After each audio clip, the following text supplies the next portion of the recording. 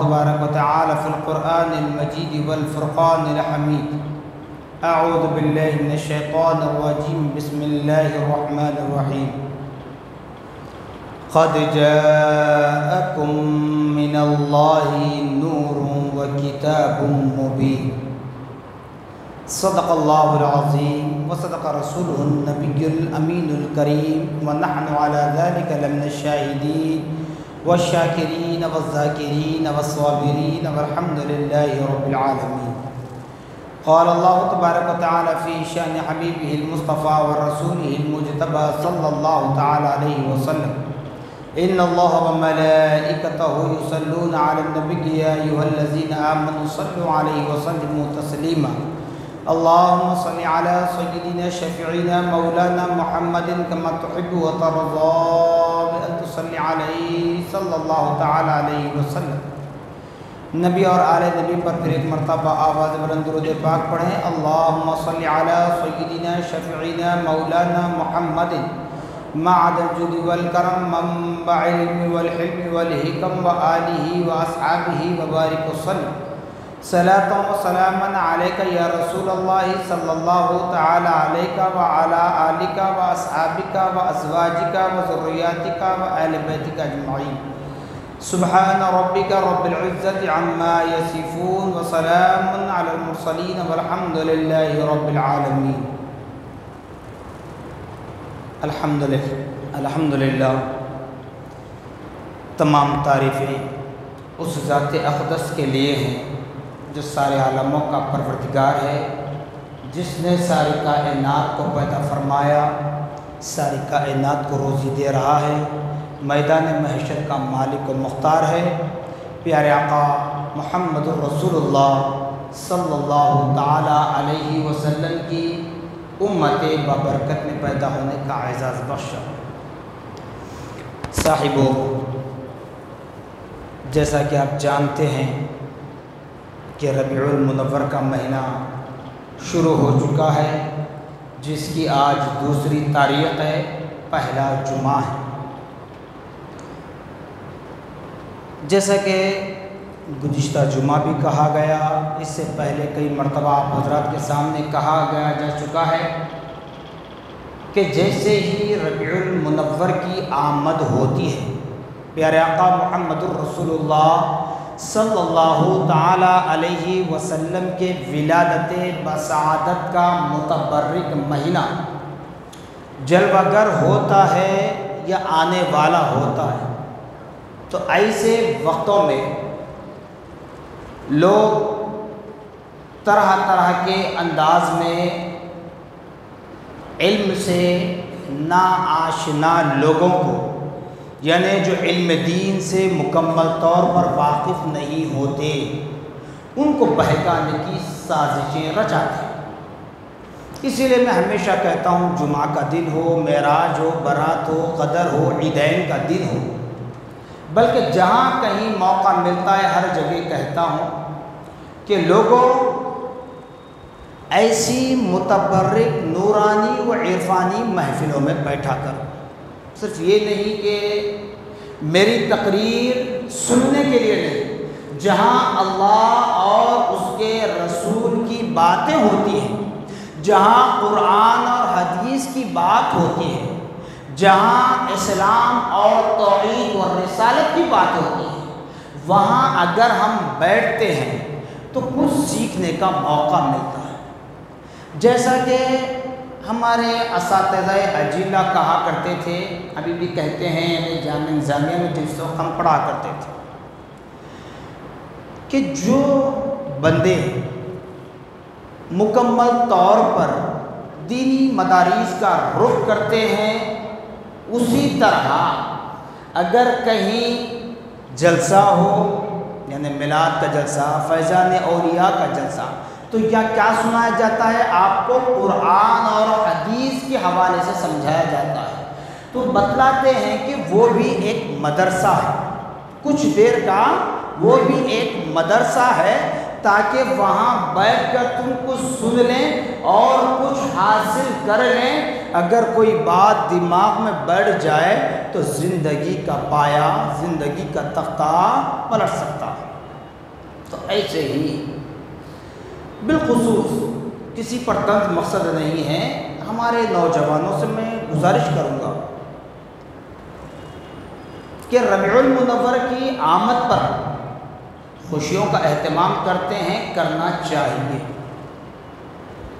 لیکن جب کوئی نبی پاک صلی اللہ تعالی علیہ وسلم کے میلاد کو لے کر آپ سے پوچھے کہ قرآن میں کہاں ہیں، کیا صحابہ نے کیا تھا، تو ہم کیا جواب دیتے ہیں؟ جواب ہمارے پاس کچھ نہیں ہوتا، کیونکہ ہم ایسی محفلوں میں بیٹھنا نہیں چاہتے، تو جواب ہمارے پاس کچھ نہیں ہوتا، بس یہ ایک جواب ہوتا ہے کہ ہمارے دادا کرتے تھے، ہمارے باوا کرتے تھے، ہم بھی کر رہے ہیں۔ تو یہ جواب نہیں ہے۔ میلاد مصطفیٰ منانا یہ قرآن سے ثابت ہے، یہ قرآن سے ثابت ہے، یہ قرآن سے ثابت ہے۔ اب انکار کرنے والے کریں گے اگر ٹرانسلیشن اس کا غلط کرتے ہیں، قرآن کے لفظ کو تو کوئی بدل نہیں سکتا، ٹرانسلیشن تم اپنے انداز میں کر کے معصوموں کو بہکانے کی سازش کرتے ہوں گے، وہ اپنی جگہ ہے، ان سے نہ میرے کو جواب دینا ہے، ان کو نہ ان سے کوئی بدلہ لینا ہے، نہ ان کو کوئی فتویٰ لگانا ہے، صرف میں اپنے حلقے کے لوگوں کی سدھار کے لیے آیا کرتا ہوں۔ جیسے خطبہ مسنہ کے بعد جس آیت کو میں نے پڑھا، قد جاءکم من اللہ نور و کتاب مبین، اللہ تبارک و تعالیٰ فرما رہا ہے کہ تحقیق کہ ہم نے تمہارے درمیان ایک کتاب اور ایک نور بھیجا۔ یہ قرآن پاک کی آیت کا لفظی ترجمہ ہے، ورڈ ٹو ورڈ۔ کتاب سمجھ میں آ گئی قرآن مجید، اب نور کیا ہے؟ نور کیا ہے؟ تو حضور پاک صلی اللہ تعالی علیہ وسلم سے حضرت جابر رضی اللہ تعالی روایت کرتے ہیں کہ یا رسول اللہ صلی اللہ تعالی علیہ وسلم، اللہ نے سب سے پہلے کس چیز کو پیدا فرمایا؟ تو پیارے آقا صلی اللہ علیہ وسلم ارشاد فرماتے ہیں، حدیث قدسی میں آتا ہے، اول ما خلق اللہ نوری۔ میں کوئی عربی سینٹنس بنا کر نہیں کہہ رہا ہوں، بلکہ بخاری اور مسلم اٹھا کر پڑھ لیں۔ نبی پاک فرماتے ہیں کہ اللہ نے سب سے پہلے میرے نور کو پیدا فرمایا، اللہ نے سب سے پہلے میرے نور کو پیدا فرمایا، پھر میرے نور میں کئی حصے کیے گئے، میرے نور میں کئی حصے کیے گئے، جس میں مشہور ہمیں ملتا ہے کہ 4 حصے کیے گئے۔ ایک حصے سے خدا کا عرش بنایا گیا، دوسرے حصے سے لوح و قلم، جہاں پر خدائے رب العالمین اپنے بندوں کی تقدیر لکھتا ہے، کون کب پیدا ہوگا، کس کے شکم سے پیدا ہوگا، کس کے نطفے سے پیدا ہوگا، اس کی زندگی کیسے بسر ہوگی، اس کے اعمال کیسے ہوں گے، اور جب وہ انتقال کرے گا اس دنیا سے تو کیسے انتقال کر جائے گا، یہ بھی اللہ نے لکھ دیا ہے لوح محفوظ میں، تقدیر میں۔ اسی لیے کہا جاتا ہے کہ لوگ دعا کرو، دعا سے تقدیر بدلتی ہے، دعا سے تقدیر بدلتی ہے۔ جس طرح تمہیں دنیا کی کوئی چیز چاہیے تو اپنے پیرنٹس کو، اپنے والدین کو، اپنے ممی ڈیڈی کو جس طرح منانے کی کوشش کرتے ہیں، اس طرح رب کو منانے کی کوشش کرو۔ اگر ہمارے مقدر میں کوئی آفت ہے، کوئی بلیات ہے، کوئی مصیبت کا وقت ہے تو وہ دعاؤں سے بدل سکتا ہے۔ تیسرا، جنت اور دوزخ کو بنایا گیا، نبی کے نور کے چوتھے حصے سے ساری کائنات، آل ورلڈ، پوری دنیا چوتھے حصے سے، تو نبی پاک صلی اللہ علیہ وسلم کا صدقہ ہے۔ اور ایک بات ذہن میں رکھ لیں، نبی پاک صلی اللہ علیہ وسلم کی میلاد کا موقع موقع آتے ہی ہمارے درمیان ہر کوئی ایک سے بڑا ایک عالم، ایک سے بڑا ایک مفتی پیدا ہو جاتا ہے، مگر جن چیزوں کو روکنا ہے اس پر روک نہیں لگائی جاتی، اور جو چیز کرنا ہے اس پر روک لگاتے ہیں۔ کہتے ہیں نوجوانوں سے، کہتے ہیں کالج کے اسٹوڈنٹ سے، کہتے ہیں آٹو چلانے والوں سے، پوچھتے ہیں ٹھیلا بھنڈی لگانے والوں سے، کیا نبی کی میلاد صحابہ نے منایا تھا؟ بابا ان سے کیوں پوچھ رہے ہیں؟ میں آپ سے سوال کرتا ہوں، کیا آپ نے صحابہ کے زندگیوں کو دیکھا؟ کیا آپ صحابہ کے دور میں تھے؟ نہ صحابہ کے دور میں تھے، نہ تو پھر صحابہ کی زندگیوں کو دیکھا، تو پھر صحابہ پر اعتراض کیوں؟ ارے نبی کے جان نثار صحابہ وہ تھے، ہم میلاد مناتے ہیں 1 گھنٹہ 2 گھنٹے 4 گھنٹے 6 گھنٹے 1 رات جلسہ کرتے ہیں، نبی کی یادیں مناتے ہیں، درود کا دستر بچھتا ہے 10 منٹ 15 منٹ آدھا گھنٹہ 1 گھنٹہ، اتنا ہی عمل ہے نا ہمارا؟ اتنے عمل کو لے کر اتنا پریشان ہوتے ہو، صحابہ کی محبت کو پوچھنا چاہتے ہو، صحابہ نے میلاد منایا تھا کیا؟ معلوم ہونا چاہیے، صحابہ کی تاریخ کو اٹھا کر پڑھیں، جب صحابہ اپنے سامنے ماں کی ممتا کو پاتے ہیں، باپ کے لاڑ و پیار کو پاتے ہیں، اپنی شریک حیات کو پاتے ہیں، اپنی اولاد کو پاتے ہیں، اپنے خاندان کے بزرگوں کو پاتے ہیں، اپنے نسلوں کے چھوٹے چھوٹے ننھے منھے بچوں کو پاتے ہیں، باوجود اس کے پیارے آقا محمد الرسول اللہ صلی اللہ علیہ وسلم کے رخ زیبا کی اگر زیارت نہ ہوتی تو بے چین و بے قرار ہو جاتے، بے چین و بے قرار ہو جاتے۔ اگر کچھ دیر کے لیے نبی کے چہرے کی زیارت نہ ہو تو بے چین و بے قرار ہوتے، کیوں کہ سب کچھ سامنے ہے، پھر اطمینان کیوں نہیں ہے؟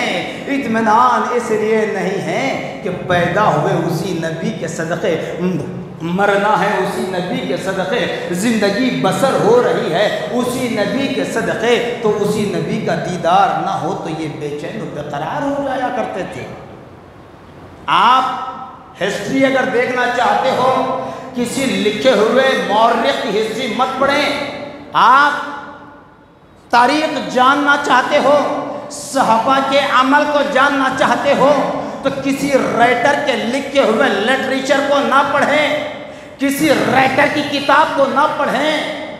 اگر دل میں سچی محبت ہے تو صحابہ کے مزار پر جا کر سوال کر لیں، ابو بکر سے پوچھ لیں، عمر سے پوچھ لیں، عثمان سے پوچھ لیں، علی سے پوچھ لیں، حسنین کریمین سے پوچھ لیں، عبد الرحمن بن عوف سے پوچھ لیں، حضرت طلحہ سے پوچھ لیں، حضرت سعد بن ابی وقاص سے پوچھ لیں، حضرت خالد بن ولید سے پوچھ لیں کہ نبی سے کیسی محبت کیا کرتے تھے، بلال حبشی سے پوچھ لیں نبی سے کیسی محبت کیا کرتے تھے۔ صحابہ کے عمل کو پوچھتے ہو، ارے بتاؤ ہم نے کیا غلط کیا؟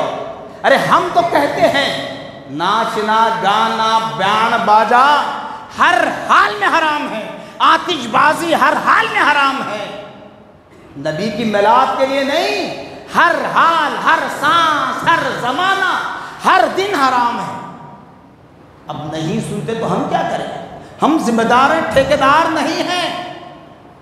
روک لگانا ہے تو آتش بازیوں پہ لگاؤ، روک لگانا ہے جھوڑے گھوڑے پر لگاؤ، روک لگانا ہے بارات پر لگاؤ، روک لگانا ہے بیان باجے پر لگاؤ،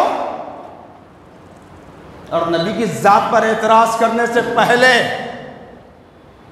اپنے اکابر کی کتابوں کو اٹھا کر پڑھو، اپنے اکابر کی کتابوں کو اٹھا کر پڑھو، جس کو تم نے بند کر کے رکھا ہے، جس کو تم نے آگ کے حوالے کیا ہے۔ وہ حضرات لکھتے ہیں جب تک نبی کی محبت ان کے سینوں میں تھی، وہ لکھتے ہیں اگر کسی نے نبی کو مردہ جانا تو اس کا زندہ رہنا بیکار ہے۔ ایسے ہی نہیں کہہ رہا ہوں، اٹھا کر پڑھیں تلاش کریں کتابیں کہاں ملتی ہے جو اس بات پر اعتراض کرتے ہیں۔ نبی پاک صلی اللہ علیہ وسلم نے حجۃ الوداع کے موقع پر جو اپنے نبوت والی زبان سے فرمایا، الیوم اکملت لکم دینکم واتممت علیکم نعمتی ورضیت لکم الاسلام دینا، قرآن پاک میں اللہ نے اس کو نازل فرمایا۔ نبی پاک فرماتے ہیں کہ لوگوں، آج میں نے رب کی رضا کے لیے، تمہاری حفاظت کے لیے، تمہاری صیانت کے لیے، تمہاری سیفٹی کے لیے، تمہارے ایمان کی حفاظت کے لیے، تمہارے عقیدے کی حفاظت کے لیے سارے باطل رسم و رواج کو اپنے پیروں تلے روند ڈالا۔ سارے باطل رسم و رواج کو اپنے پیروں تلے روند ڈالا۔ تو باطل رسم و رواج کیا ہیں؟ یاد رکھ لیں، وقت ہو جائے وقت کے اندر آپ کو بات بتا دوں گا، جیسے میں نے شروع میں کہہ دیا کہ نبی کی میلاد کا منانا قرآن سے ثابت ہے، وہ بتاؤں گا، اگر بھول جاؤں تو مجھے یاد دلانا۔ باطل رسم و رواج کو اپنے پیروں تلے روند ڈالا۔ کیا تھا؟ دور جہالت تھا اس وقت، یہ عالم تھا عرب کا۔ میں نے کہا نا، عرب کی تعظیم ہمارے پاس نہیں ہے، جیسا عجم ہے ویسا عرب ہے۔ عرب کی تعظیم ہم کرتے ہیں صرف حرمین شریفین کی وجہ سے، مکہ المکرمہ مدینہ المنورہ، حرم مکہ حرم مدینہ کی بدولت ہم عرب کی تعظیم کرتے ہیں۔ ہم تو جو تعظیم کرتے ہیں، اقرار کر رہے ہیں، تو یہ اپنی ذات سے، اپنی طاقت سے، ہماری کوئی اوقات نہیں ہے، بلکہ نبی پاک صلی اللہ علیہ وسلم فرماتے ہیں میدان محشر برپا ہوگا، میزان لگایا جائے گا، اعمال تولے جائیں گے، اعمال ناپے تولے جائیں گے، اسی کی بدولت ڈگریاں دی جائیں گی۔ جنتی کو جنت کا سرٹیفکیٹ دیا جائے گا، جہنمی کو جہنم کا سرٹیفکیٹ دیا جائے گا۔ ایسے وقت میں نبی پاک صلی اللہ علیہ وسلم فرماتے ہیں، نہ عرب کو عجم پر فوقیت ہے، نہ عجم کو عرب پر فوقیت ہے۔ مطلب یہ کہ عجم والوں پر یہ کنڈیشن نہیں کہ وہ عرب والوں کی تعظیم کریں، عرب والوں پر یہ کنڈیشن لاگو نہیں کیا گیا کہ وہ عجم والوں کی تعظیم کریں۔ میدان محشر میں سب برابر ہیں، سب برابر ہیں، اپنے اپنے اعمال کے حساب سے جنت اور دوزخ پالیں گے۔ تو کہنے کا مقصد خود نبی ارشاد فرما رہے ہیں، اور باطل رسم و رواج کو جو اپنے پیروں تلے رول ڈالا، وہ کیا تھا؟ یہی تھا، گھر میں لڑکیاں پیدا ہوتی تو زندہ دفنایا جایا کرتا تھا۔ بہکایا جاتا ہے قرآن کی آیت بتا کر، تو ذہنوں میں بٹھا لیں، نبی نے جو باطل رسم و رواج کو اپنے پیروں تلے رول ڈالا، گھر میں لڑکیاں پیدا ہوتی تو زندہ دفنایا جاتا، عورتیں بیوہ ہوتی، یعنی جن کے شوہروں کا انتقال ہوتا تو ان کو زندہ جلایا جاتا تھا، لڑکیوں کو زندہ دفنایا جاتا تھا، عورتوں کو آگ کے حوالے کر دیا جاتا تھا۔ پھر ذری سی بات پر قتل و غارت گری اتنی ہو جاتی کہ خاندان قبیلے کٹنے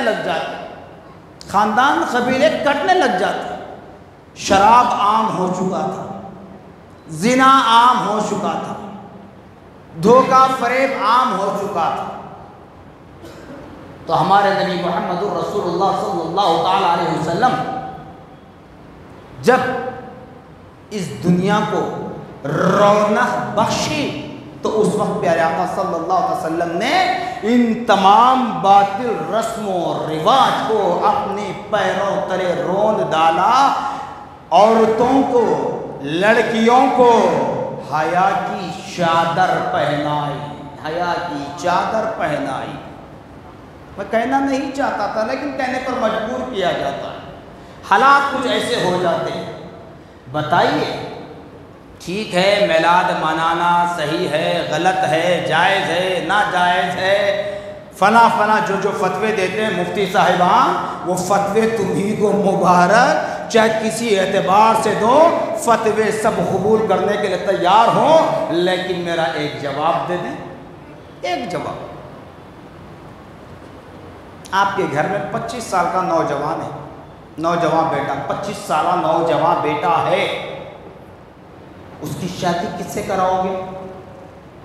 26 سال کی لڑکی سے کرتے نہیں کرتے۔ باپ اگر راضی ہو جائے تو ماں تیار نہیں، ماں باپ راضی ہو تو خالہ تیار نہیں، خالہ بھی تیار ہو تو چچا راضی نہیں، کوئی نہ کوئی رشتہ دار وہاں آ جاتے ہیں، ایک سال بڑی ہے بچی کیسا کرتے ہیں؟ یہ کہانی نہیں سنا رہا ہوں، بلکہ مثال دے کر آپ کے ذہن کھولنے کی کوشش کر رہا ہوں۔ میرے نبی نے عورت کو جو حیا کی چادر پہنائی، 25 سال کی عمر شریف ہے میرے نبی کی، اور یہ بات بتائیں، آپ کے گھر کا 25 سالہ نوجوان لڑکا شادی کرنے کے لیے بیوہ سے تیار ہوگا؟ بتائیے بتائیے، بیوہ سے کوئی شادی کرنے تیار ہوگا؟ بچہ اگر تیار ہو جائے تو ماں باپ ناراض، ماں باپ تیار ہوں تو بیٹا نہیں کہتا بیوہ سے میں شادی کروں، میں 25 سال کا ہوں جی۔ اس کے مال متاع کو، اس کی حوث کو دیکھ کر اگر کوئی تیار ہو تو بیٹا تیار نہیں ہوتا، بیٹا تیار ہو تو ماں باپ تیار نہیں ہوتے۔ لیکن قربان جاؤ ہمارے نبی محمد الرسول اللہ صلی اللہ تعالیٰ علیہ وسلم پر، عورت کو جو حیا کی چادر پہنائی، اللہ نے جو آپ کو قانون لاگو کیا تھا، 11 خواتین اسلام سے آپ کا عقد نکاح ہوا، 11 خواتین اسلام آپ کے عقد نکاح میں تھی، لیکن سب سے پہلا نکاح کس سے ہوا؟ حضرت خدیجۃ الکبریٰ رضی اللہ تعالیٰ عنہ، جو بیوہ تھی، عمر 40 سال تھی، جو بیوہ تھی عمر 40 سال تھی، اور میرے نبی کا پہلا نکاح ہے، میرے نبی کی عمر 25 سال ہے، نکاح فرمایا۔ تب یہ حیا کی چادر نہیں پہنائی تو پھر کیا؟ بیوہ عورت کو جو زندہ جلایا جاتا تھا، میرے نبی نے تعظیم بتائی، عورت کا مقام بتایا، اور خدا کی قدرت کا کرشمہ دیکھ لے، ام المومنین حضرت خدیجۃ الکبریٰ رضی اللہ تعالیٰ عنہ کے بعد اور 10 خواتین اسلام سے آپ کا نکاح ہوا، لیکن اولاد نے، اللہ نے اولاد صرف اور صرف ام المومنین خدیجۃ الکبریٰ رضی اللہ تعالیٰ عنہ کی شکم سے پیدا فرمایا۔ خدیجۃ الکبریٰ رضی اللہ تعالیٰ عنہ کی شکم سے 4 صاحبزادیاں، 2 صاحبزادے پیدا فرمائے۔ اب یہ خدا کی قدرت کرشمہ نہیں ہے تو اور کیا ہے؟ تو پیارے آقا نے جو اپنے قدموں تلے باطل رسم و رواج کو رون ڈالا، خط و غارت گری، شراب خوری، زناکاری، جوا، دھوکہ، فریب، بیوہ عورتوں کو زندہ جلانا، لڑکیوں کو زندہ دفنانا، یہ میرے نبی نے ختم کیا۔ آئیے اس بات کی طرف لے چلتا ہوں جہاں میں نے کہا تھا کہ نبی کی ولادت کی خوشی منانا قرآن سے ثابت ہے۔ کیسے ہے؟ قرآن، حافظ صاحب بیٹھے ہوئے، مؤذن صاحب ہمارے پوچھ سکتے ہیں اگر غلط بول رہا ہوں۔ لا اقسم بہذا البلد، قرآن کیا ہے نام صاحب؟ لا اقسم بہذا البلد، لا تاکید کے لیے، ہرگز میں ہر بات کے لیے قسم نہیں کھاتا، اقسم، مگر یہاں میں قسم کھاتا ہوں بہذا البلد، اس شہر کی، میں اس شہر کی قسم کھاتا ہوں۔ قرآن جس وقت نازل ہوا وہی قرآن تھا، وہی قرآن ہے، وہی قرآن رہے گا میدان محشر میں، وہی قرآن ہماری سفارش کرنے والا ہوگا۔ جو قرآن کے قاری ہیں، جو قرآن کے محافظ ہیں، جو قرآن کے حافظ ہیں۔ قانون نہیں بدلتا، زمانہ بدلتا ہے، آئین دستور نہیں بدلتا، نسلیں بدلتی ہے، فطرت بدلتی ہے، فکر بدلتی ہے۔ لا اقسم بہذا البلد، ہرگز عام چیزوں کے لیے میں قسم نہیں کھاتا، اقسم بہذا البلد، مگر اس شہر کی قسم کھاتا۔ اب بتائیے وہ شہر کون سا ہے؟ قرآن نے تو اتنا ہی کہا، اب شہر کون سا ہے؟ ہر شہری اپنے شہر کی تعریف کرے گا۔ حیدرآبادی ہے تو حیدرآباد کی تعریف کرے گا، بنگلور کا بنگلور کی تعریف کرے گا۔ جس کنٹری میں جس ملک میں آپ جائیں گے وہ شہری اپنے شہر کی تعریف بیان کرے گا، مگر قرآن کہتا ہے وہ شہر مکہ مکرمہ ہے، وہ شہر مکہ مکرمہ ہے۔ یہ کہاں ملتا ہے صاحب؟ جب قرآن پاک کی تفسیر کو پڑھیں گے۔ قرآن پاک کی آیات جو نازل ہوئے اس کے نزول ہونے کا ایک مقصد ہوتا ہے جس کو کہتے ہیں شان نزول۔ اس آیت کے نازل ہونے کا مقصد کیا ہے، اس کی شان کیا ہے، اس میں بتایا جاتا ہے۔ اب مکے کی قسم کیوں کھا رہا اللہ تعالیٰ؟ تو ہمارے ذہنوں میں فوراً بات آ جاتی ہے کہ وہاں اس کا گھر خانہ کعبہ ہے، اس وجہ سے شاید اللہ تعالیٰ مکے کی قسم کھا رہا ہے، یا پھر اللہ تبارک و تعالیٰ شہر مکہ کی قسم اس لیے کھا رہا ہے کہ وہاں آب زمزم ہے۔ حضرت اسماعیل ذبیح اللہ علیہ نبینا علیہ السلام پیاس کی تڑپ میں پتھریلی سخت چٹیل زمین پر اپنے ایڑیوں کو گھسنے کی وجہ سے زمزم یعنی وہاں سے پانی کے فوارے پھوٹنے لگے، جس کو بی بی ہاجرہ رضی اللہ تعالیٰ عنہ نے کہا زمزم، تو اس وجہ سے قسم کھا رہا ہے۔ یا پھر مکے کی قسم اللہ تعالیٰ اسی لیے کھا رہا ہے کہ قیامت تک کی آنے والے کلمہ طیبہ پڑھنے والے لوگ وہاں اس کے گھر خانہ کعبہ کا طواف کرنے کے لیے آئیں گے۔ انبیاء و رسول نے اس کی تعمیر کروائی، یہ ذہنوں میں بات آتی ہے۔ لیکن یاد رکھ لیں، مفسرین اکرام بتلاتے ہیں کہ قرآن کی دوسری آیت لا اقسم بہذا البلد وانت حل بہذا البلد، قرآن کہہ رہا ہے کہ بندگان خدا میرا رب مکے کی قسم اس لیے نہیں کھا رہا ہے کہ وہاں اپنا گھر خانہ کعبہ ہے، وہاں آب زمزم ہے، وہاں مقام حتیم ہے، وہاں صفا مروہ کی پہاڑی ہے، جس کے لیے قرآن بیان کرتا ہے ان صفا والمروہ من شعائر اللہ، صفا مروہ کی وہ پہاڑی جو اللہ کی نشانی ہے، اس وجہ سے نہیں۔ وَأَنْتَ حِلٌّ بِهَذَا الْبَلَدِ، اے نبی میں مکے کی قسم اس لیے کھا رہا ہوں کہ آپ اس شہر میں پیدا ہوئے، آپ اس شہر میں پیدا ہوئے۔ تو جب نبی کے پیدا ہونے کی جگہ کی قسم اللہ تعالیٰ کھا کر قرآن میں ظاہر کرتا ہے تو پھر جان لیں کہ رب کی بارگاہ میں نبی کی عظمت کیا ہوتی ہوگی، نبی کی شان و شوکت کیا ہوتی ہوگی۔ تو جس نبی کے صدقے پیدا ہوئے کیا اس نبی کا میلاد ہم نہیں منائیں گے؟ ہم اپنے ممی ڈیڈی کا برتھ ڈے مناتے ہیں، ہم اپنی ممی ڈیڈی کا میرج اینیورسری کرتے ہیں، سالگرہ مناتے ہیں شادی کا۔ تو جس نبی کے صدقے پیدا ہوئے، جس نبی کے صدقے ہم کھا رہے ہیں، جس نبی کے صدقے ہم سانس لے رہے ہیں، کیا اس نبی کا میلاد ہم نہیں منا سکتے؟ یاد رکھ لیں، منانے والے منائیں، نہ منانے والے ان کی مرضی ہے۔ ہم کسی کو زبردستی نہیں کہتے کہ ہمارے نبی کی میلاد کا جلسہ ہے، ہمارے نبی کی میلاد کا جلوس ہے، ہمارے نبی کی میلاد کے نام پر لنگر لگایا گیا ہے، کھانے کے لیے آؤ، ہم کسی سے نہیں کہتے۔ ہم اتنا کہتے ہیں اگر آپ نہیں مناتے تو آپ کو آپ کی قبر کا جواب دینا ہے، ہم کو ہماری قبر کا جواب دینا ہے۔ میدان محشر میں حساب و کتاب ہوگا، آپ کو آپ کا جواب دینا ہے زندگی کے معاملات کا، ہم کو ہماری زندگی کے معاملات معاملات کا حساب دینا ہے، لہذا آپ نہیں کرنا چاہتے تو حرام، فضول خرچی، بدعت اور شرک کے فتوے لگا کر ہمارے نوجوانوں کو بہکانے کی کوشش نہ کریں۔ اور یاد رکھ لیں، ہم تو کہتے ہیں جان جاتی ہے ہمیں پرواہ نہیں ہے، سر کٹتا ہے پرواہ نہیں ہے، خون بہتا ہے پرواہ نہیں ہے، اولادیں کٹتی ہیں پرواہ نہیں ہے، گھر بار لٹ جاتا ہے پرواہ نہیں ہے، لیکن ہمارا ایمان اتنا کمزور بھی نہیں ہے کہ کسی کے ریال و ڈالر کی بنیاد پر ہم اپنے ایمان کا سودا کر بیٹھیں گے۔